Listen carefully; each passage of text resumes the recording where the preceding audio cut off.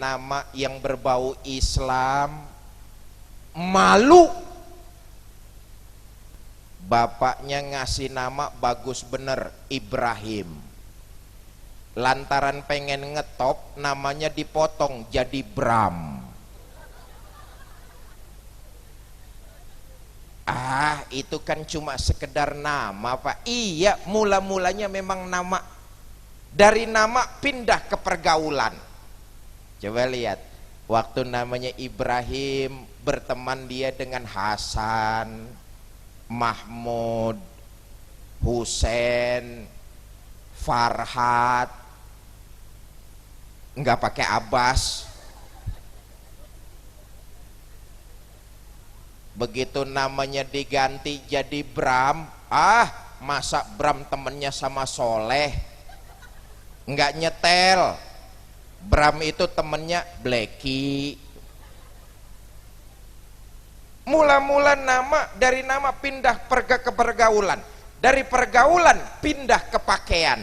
Ayo lihat, anak-anak kita sekarang ini kan korban model, korban iklan, korban pakaian. Saya pikir enggak di desa, enggak di kota, pengaruh televisi membawa iklan yang macem-macem, dan itu sampai ke kampung-kampung kita. Salah satu contoh, lihat anak-anak kita yang perempuan tuh korban pakaian. Anak perempuan sekarang berani-berani bener kemana-mana cuma pakai celana pendek. Betul? Bu, saya pernah di Jakarta, Pak, Bu, mau berangkat ngaji, di depan saya ada anak perempuan ABG naik motor sendirian pakai celana pendek. Maaf, dari belakang kan kelihatan banget belahan tunggirnya.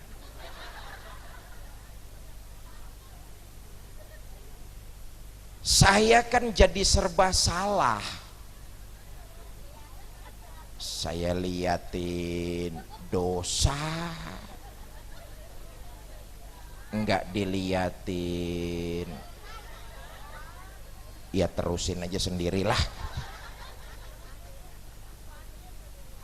Yang kita khawatir, dari nama pindah ke pergaulan, pindah ke pakaian, pindah akidah, enggak ketahuan. Nauzubillah min.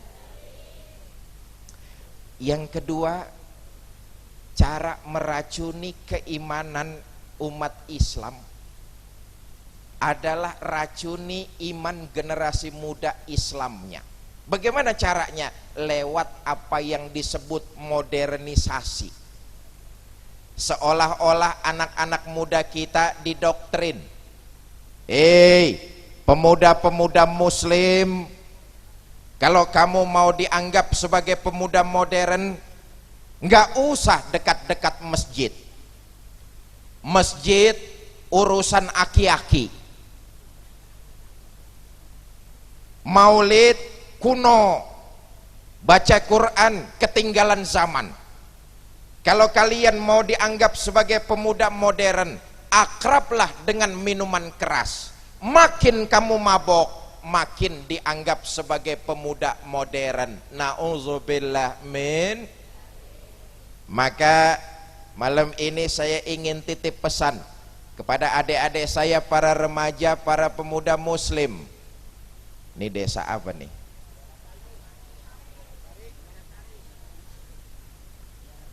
Tiara Sari.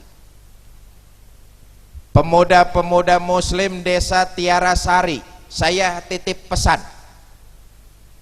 Betul ya? Tiara.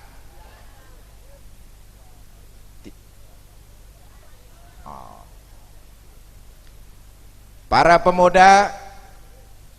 pemuda muslim Tiara Sari, para pemuda, saya titip pesan, mabok-mabokan itu bukan budayanya orang Subang kok. Para pemuda, mabok-mabokan itu bukan budayanya umat Islam kok. Para pemuda, Mabok-mabokan itu bukan budayanya bangsa Indonesia. Lah,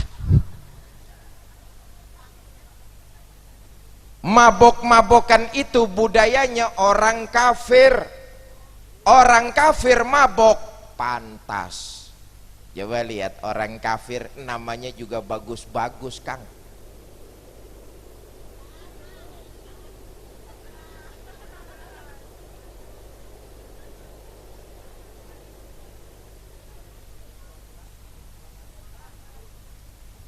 Lihat orang kafir namanya juga bagus-bagus. Blacky mabok pantes.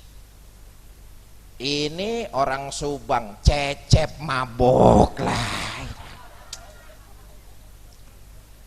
Kalau Blacky mabok si pantes, makanannya enak-enak. Hamburger, McDonald, hotdog dimakan. Mabok begitu muntah yang keluar keju. Lah kalau Cecep mabok, makanannya pecel doang sama urap. Begitu muntah, saya yakin yang keluar toge tuh.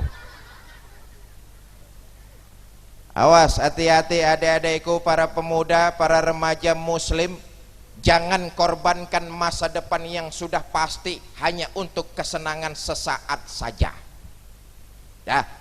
Kalau tadi saya pesan kepada pemuda, sekarang saya ingin titip pesan kepada pemudi. Gadis-gadis muslimah Tiara Sari, Kiara Sari. Para gadis-gadis muslimah Kiara Sari, saya titip pesan. Para gadis yang nenek-nenek jangan nyaut. Udah expired ikut-ikutnya. Gadis-gadis muslimah Kiara Sari, saya titip pesan. Boleh nyontoh perempuan lain, boleh, tapi contoh yang baik-baiknya saja, jangan contoh yang jelek-jeleknya. Maaf Pak, kadang-kadang kan perempuan kita enggak nyontoh perempuan barat pakai kaos yang pusernya kelihatan. Puser apa bahasa Kiara Sarinya? Budal. Oh.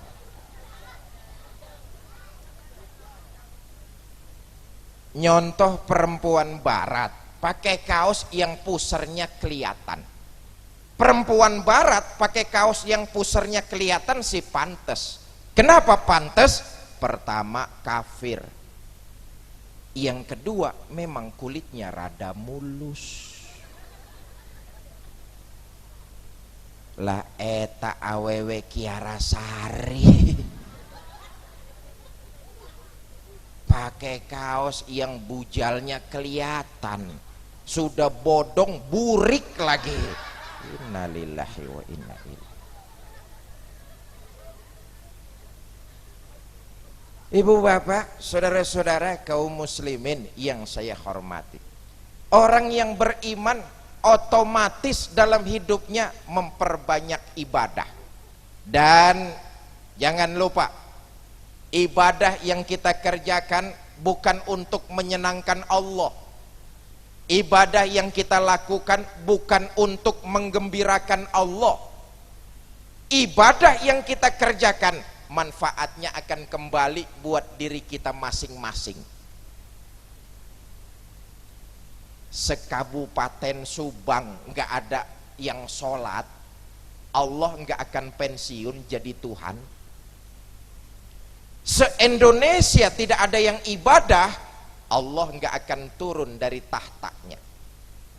Sholat yang kita dirikan, ibadah yang kita kerjakan, manfaatnya akan kembali buat diri kita masing-masing. Bu, jangan lupa, salah satu gudang ibadah ada dalam rumah tangga kita. Istri taat kepada suami, ibadah.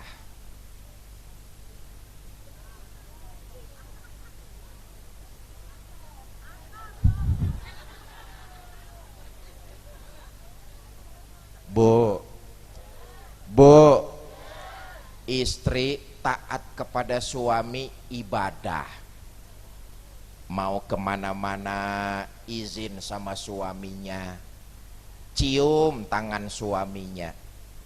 Tadi mau ngaji izin gak sama suaminya? Cium tangan suaminya. Boro-boro cium tangan. Yang ada juga kadang-kadang campur merentah. Pak, saya mau arisan. Itu jemuran kalau hujan angkatin ya. La ilaha illallah. Satu-satunya makhluk yang sudah mendapat jaminan masuk surga dari Nabi Muhammad sallallahu alaihi wasallam adalah kaum ibu. Nabi bersabda, ayyuma mra'atin matat wa zawjuha an haradin dakhalatil jannah min ayyi babin. Jika seorang istri meninggal dunia, suaminya ridho dengan apa yang pernah dikerjakan oleh istri, maka si istri disuruh masuk surga, milih lewat pintu mana saja. Enak apa enggak? Saya tanya, ibu mau masuk surga? Mau masuk surga? Kuncinya ridho suami. Sekarang saya tanya bapak-bapaknya. Sekarang saya tanya bapak-bapaknya. Pak, saya tanya, kira-kira kalau istrinya meninggal dunia ridho apa tidak?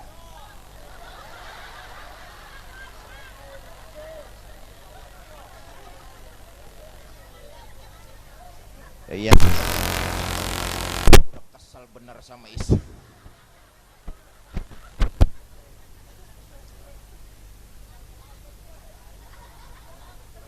Tapi biar bagaimanapun Pak, kita ini kaum bapak harus mengakui, kita ini para suami kaum bapak harus mengakui bahwa yang paling sayang sama anak biasanya kaum ibu.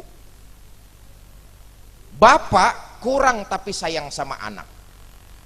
Bapak kalau makan di mana saja dia nggak pernah ingat sama anaknya.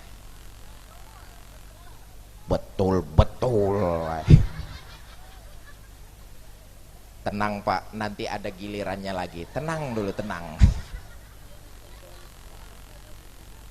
Bapak kalau makan di mana saja dia nggak pernah ingat sama anaknya. Tapi ibu makan di mana saja pasti yang diingetin anaknya. Betul Bu? Makanya ibu-ibu dikenal tukang ngumpetin makanan.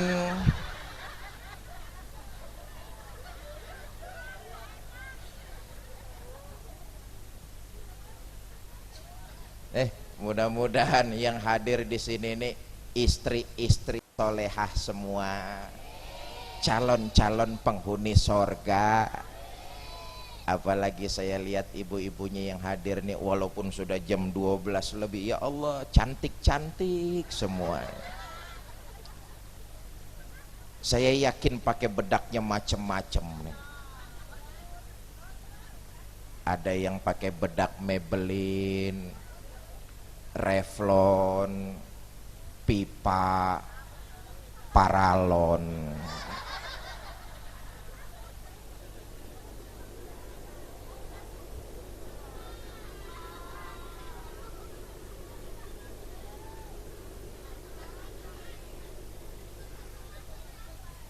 Ibu bapak, saudara-saudara kaum muslimin yang saya hormati, saya kembali, orang yang mengaku beriman hendaknya hidup ini memperbanyak ibadah. Dan kalau kita mau merenungi ibadah yang kita kerjakan, sesungguhnya mengajarkan kepada kita umat Islam untuk punya sifat tawadu, rendah hati, tidak melonjak menjadi manusia yang lupa diri dan lupa daratan. Apapun bentuk ibadah, ibadah mengajarkan kita umat Islam untuk punya sifat tawadu. Satu contoh ibadah sholat misalnya. Saudara, anggota badan kita yang paling tinggi dan mulia adalah kepala. Betul? Saya tanya, kepala kita ini mahal apa tidak? Mahal apa tidak? Mahal. Apa buktinya? Tanya kepala desa tuh. Kepala desa nggak bakalan mau tanda tangan KTP kalau fotonya bukan gambar kepala. Belum pernah ada foto di KTP gambarnya gambar dengkul. Ayo kita lihat. Anggota badan yang begini tinggi, mulia dan mahal. Begitu sujud menghadap Allah, adanya sama persis dengan anggota badan kita yang paling bawah, telapak kaki. Betul? Loh, kalau gitu apa yang mesti kita sombongkan dalam hidup ini? Sholat yang prinsip mengajarkan kita untuk punya sifat tawadu. Kata Nabi begini,